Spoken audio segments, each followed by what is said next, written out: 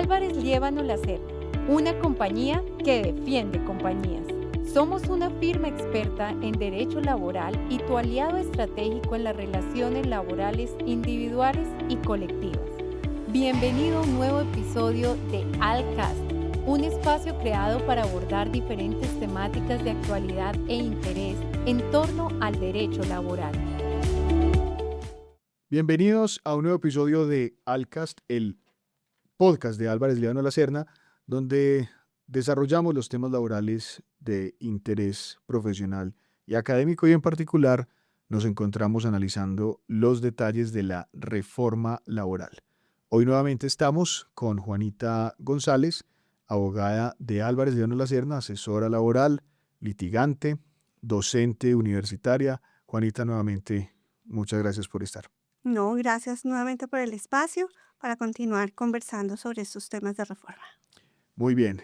Ya hemos hablado en ocasiones anteriores, en episodios anteriores, que además invitamos a todos nuestros oyentes a que los busquen y los escuchen.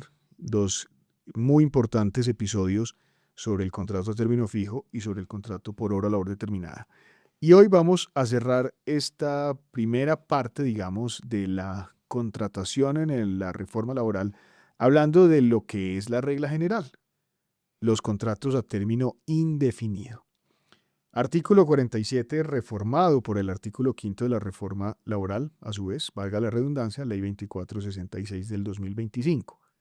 El contrato laboral a término indefinido. Los trabajadores y las trabajadoras serán vinculados mediante contrato de trabajo a término indefinido. Sin perjuicio de lo anterior, podrán celebrarse contratos de trabajo, ya sea por término fijo, del que ya hablamos, por el tiempo que dure la realización de una obra o labor determinada, o para ejecutar un trabajo ocasional, accidental o transitorio. El contrato a término indefinido tendrá vigencia mientras subsistan las causas que le dieron origen y la materia del trabajo. El trabajador o trabajadora podrá darlo por terminado mediante preaviso de 30 días calendario para que el empleador provea su reemplazo. En ningún caso se podrá pactar sanción para el empleado que omita el preaviso aquí descrito. El parágrafo lo que dice es que el preaviso indicado no aplica en los eventos de terminación unilateral por parte del trabajador cuando sea una causa imputable al empleador, una renuncia motivada en este caso, de las relacionadas como justas causas para dar por terminado el contrato por parte del trabajador en este código, caso en el cual el trabajador o trabajadora podrá dar por terminado el contrato haciendo expresas las razones o motivos de la determinación, y acudir a los mecanismos alternativos de resolución de conflictos o vía judicial para obtener el pago de la indemnización a la que tendría derecho, en caso de comprobarse el incumplimiento grave de las obligaciones a cargo del empleador. Eso es lo que dice el artículo 47, reformado por el artículo 5 de la ley 2466. Regla general, contrato a término indefinido. La reforma nos recuerda que por naturaleza el acuerdo del contrato de trabajo se entenderá a término indefinido y nos recuerda, lo digo así porque la norma del código sí, anterior a la reforma, también decía que estaban mientras persistieran y subsistieran las causas que le dieron origen, pero el tema de la materia del trabajo, pues va a estar muy susceptible de interpretación. Por regla general, no tenemos una modificación del precedente jurisprudencial. Creo que los precedentes jurisprudenciales ante, digamos, la norma que se nos presenta de la modificación del artículo quinto, no nos trae unas novedades relevantes. Y en ese sentido, pues, ¿qué tenemos? Los contratos verbales se entenderán a término indefinido, los contratos que están escritos también podrán ser a término indefinido. Esos contratos, pues, obviamente tienen una situación de continuidad, y lo que causa o llama la atención es precisamente el preaviso. Es un preaviso meramente formal que queda en la ley, pero que dudo mucho que se aplique en la práctica, dado que la misma norma exonera de una consecuencia jurídica a quien no atienda ese deber de preaviso. Pero eso finalmente, pues no es nada nuevo, sí termina siendo un saludo a la bandera, pero esto ya había pasado antes. Digamos que desde la ley 789 ya se había eliminado por completo la consecuencia de descontar al trabajador un mes de salario por no cumplir con el preaviso. En el carácter legal sí, porque la ley 789 no la incluyó por una omisión legislativa que hasta este momento es materia de investigación. Quién sabe si fue tan omisión, o sea, puede ser algo deliberado al final. Pues omisión sí porque falta, pero pudo haber sido una omisión deliberada. El punto es que el preaviso se ha mantenido, el preaviso del trabajador para terminar el contrato, el preaviso de 30 días para que el empleador lo reemplace, ha existido históricamente. Así es, ha existido As- históricamente. Y eso estaba asociado a una posibilidad de descontar un mes de salario si no se cumplía ese preaviso. Pactado contractualmente. Pero eso es lo que terminó eliminando la ley 789. Entonces quedó vivo el preaviso, pero sin consecuencia jurídica de poder ser descontado un mes de salario de la liquidación del trabajador. La discusión entre la ley 789 del 2002 y hoy era si eso se podía pactar por escrito, o sea, si se podía pactar la consecuencia que eliminó la ley.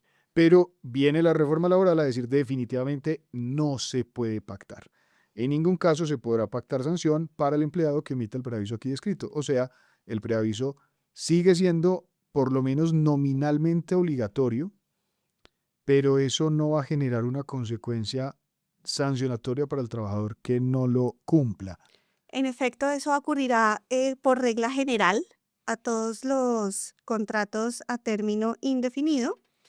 Y en ese sentido, pues la norma lo que nos trae es un espacio de 30 días para el reemplazo sin que podamos tener unas consecuencias específicas por no observar ese punto en específico. Ahora, lo que sí es claro es que si por haber abandonado el cargo sin haberle dado la oportunidad al empleador de reemplazarlo en 30 días, si causa algún perjuicio con eso, tendrá que ser primero demostrado por el empleador y podrá ser perseguido el trabajador por vía judicial para el pago de los perjuicios en el caso en el que esté absolutamente claro que ocurrieron. Estoy completamente de acuerdo en eso y creo que esa es una posibilidad jurídica tanto en lo sustancial como en lo procesal.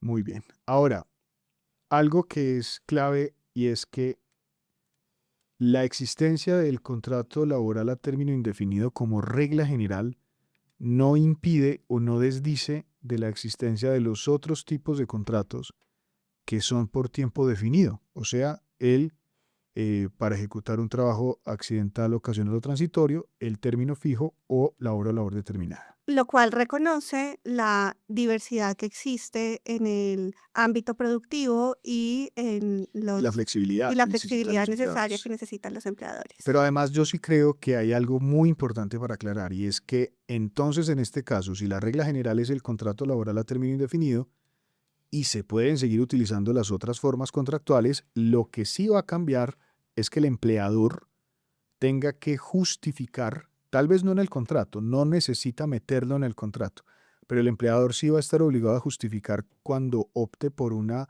alternativa de contratación definida o temporal. Claro, y eso nos lleva a un asunto que es la necesidad del servicio, y es que recordemos que la norma, como queda en este momento el artículo quinto, dice que, y esto es muy importante, es relevante las causas que le dieron origen y materia del trabajo. Esto es transversal a las tres modalidades. Tener clara cuál es la causa que le da origen, su temporalidad, por ejemplo, si vamos a un término fijo, la modalidad del contrato por obra o labor, cuál es esa obra o labor, y la causa eficiente o la causa que da origen específicamente al contrato de término indefinido. Dicho de otra manera, esto lo que busca, y evidentemente es el espíritu de la ley, que las necesidades permanentes no se reflejen en modalidades contractuales temporales. Que no haya una sucesión de contratos temporales a fin de mantener Suplir una una necesidad. rotación y mantener, digamos, una o a diferentes vinculaciones para una misma causa, sino que exista una estabilidad. Y lo que busca precisamente es que la persona que esté ejecutando ese servicio, pues no por la, perdón, entre comillas, excusa de la terminación del plazo fijo pactado, salga de esta plaza laboral para ser reemplazada por otra que hace lo mismo que hacía el otro porque la causa persiste. Y esa es la naturaleza de la norma, que responda precisamente a la causa que dio origen y la materia del trabajo. Esto, como mencionaba antes, entonces va a implicar que los empleadores tengan que justificar objetivamente cuando se salgan de la regla general para contratar temporalmente. Eso no quiere Y decir que para terminar con la así es. temporalmente. Y eso no quiere decir que en cada contrato deba existir esa justificación, pero un empleador sí debe estar en condiciones de demostrar judicialmente o administrativamente ante cualquier requerimiento porque optó por una alternativa temporal o de temporalidad y no una alternativa indefinida. Eso puede explicarse de muchas maneras. Por ejemplo, un empleador que necesita cierta movilidad porque está desarrollando un proyecto productivo que implique que, a pesar de ser actividades que sean permanentes dentro de su industria o que sean de su objeto social o que sean del core de su negocio, pues no necesite una vigencia permanente en el tiempo, una expansión productiva, una reestructuración, un proyecto específico, digamos que debe haber una justificación en principio objetiva para optar por una modalidad que no sea precisamente la regla general del contrato a término indefinido. Igualmente, pues también tendrán que tener en cuenta los empleadores estos parámetros que ya nos traían otras normas y otra jurisprudencia sobre cuál es el núcleo de su negocio o las actividades visionales permanentes. Pero eso es materia de otro episodio. Muchas gracias, Juanita. Así que por aquí esperamos tenerte de nuevo para nuevos artículos y nuevos episodios sobre la reforma laboral en este podcast de Álvarez de Ébano Lacerna, Alcast, un podcast laboral. Muchas gracias y a todos los que Gracias. nos han escuchado hasta este momento los invitamos a seguir en sintonía. Muchas gracias. Felicidades. Gracias por escucharnos. Nos vemos en el próximo episodio de Alcast. Te invitamos a visitar nuestra página web para conocer más contenido y a seguirnos en nuestras redes sociales. ¡Hasta la próxima!